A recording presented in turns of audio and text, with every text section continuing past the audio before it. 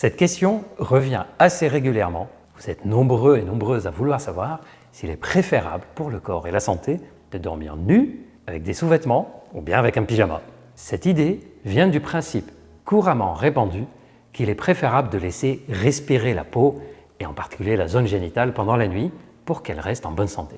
Mais qu'en est-il réellement? Y a-t-il une bonne façon de s'habiller pour dormir? C'est ce qu'on va aborder ensemble dans cette vidéo. Je suis le Dr Gilbert Boujaoudé, médecin et directeur scientifique de la clinique digitale Charles.co. En ce qui concerne la zone du pénis et l'appareil génital masculin, le risque de mycose et d'infection liées au port de sous-vêtements est bien plus faible que chez la femme. Sauf si, bien évidemment, les sous-vêtements sont portés de façon prolongée sur 2, 3 ou 4 jours et là, il y a un risque de macération et de survenue de mycose. En fait, chez l'homme, il y a une recommandation claire de dormir soit nu, soit avec un sous-vêtement large, en évitant donc les sous-vêtements serrés et les slips. C'est vrai chez les hommes qui souhaitent avoir des enfants. Pourquoi cette recommandation? Les testicules ont besoin d'être à une température au moins 2 degrés inférieure à celle du corps pour pouvoir fabriquer correctement les spermatozoïdes. Or, les sous-vêtements plutôt serrés feraient alors remonter les testicules vers le corps, ce qui provoque par la même occasion une augmentation de température dans les testicules et donc, à la longue, un risque de diminuer la fabrication des spermatozoïdes ou d'altérer leur qualité. D'ailleurs, dans la vidéo sur les différents moyens de contraception masculine, je vous ai évoqué les techniques qui permettent de réchauffer naturellement les testicules en les remontant vers le corps. Donc, pour les hommes qui sont dans un projet de grossesse dans leur couple ou qui souhaitent avoir des enfants plus tard, il est recommandé d'éviter de dormir avec des sous-vêtements qui sont serrés au point de faire remonter les testicules vers le corps. Dormir avec des sous-vêtements légers, larges ou nus, ou un pyjama large serait donc la meilleure idée. On préfère également les matières de coton sur la zone génitale qui sont moins agressives pour la peau que les matières synthétiques. Mais globalement, il n'y aura pas d'énorme différence sur la santé à dormir nu, avec ou sans sous-vêtements, avec ou sans pyjama. Il faut que le sommeil reste un moment agréable et l'idéal, c'est de choisir la façon de dormir où vous vous sentez le mieux.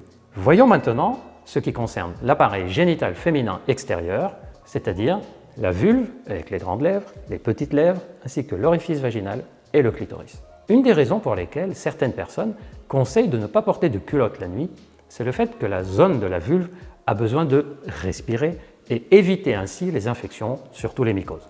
On soupçonne aussi que le fait de porter une culotte la nuit puisse faire macérer cette zone de la vulve avec les sécrétions naturelles vulvaires et la sueur. Et si la vulve macère dans du liquide, il y aurait alors plus de risques d'infection et de mycose.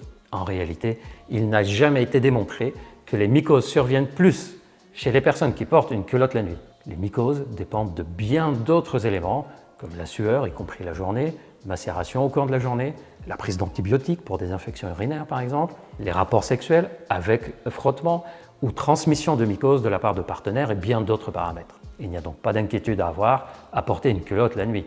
Cependant, certains dermatologues conseillent que le sous-vêtement porté la nuit soit suffisamment large et si possible en coton pour éviter 2 choses. 1.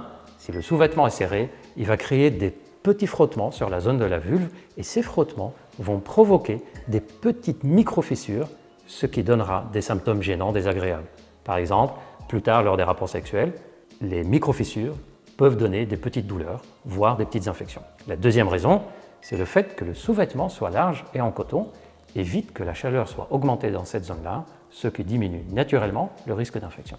Pour la vulve donc, il faut retenir qu'il n'y a pas de risque majeur à dormir avec ou sans sous-vêtement. Mais l'idéal, c'est que le sous-vêtement ne soit pas en matière synthétique, qu'il ne frotte surtout pas de façon excessive sur cette zone-là et qu'il soit suffisamment large pour ne pas provoquer des micro-fissures. Merci d'avoir regardé cette vidéo. N'hésitez pas à la liker, à la partager et à laisser des commentaires. Je suis curieux de savoir votre avis sur cette question. N'oubliez pas de vous abonner à notre chaîne pour découvrir de nouvelles vidéos autour de la sexualité, du sommeil, de la fertilité, de la digestion, de la chute des cheveux et bien d'autres sujets encore. Il y a plein de choses qu'on va découvrir ensemble. Je vous souhaite une très bonne journée et n'oubliez pas, prenez soin de vous.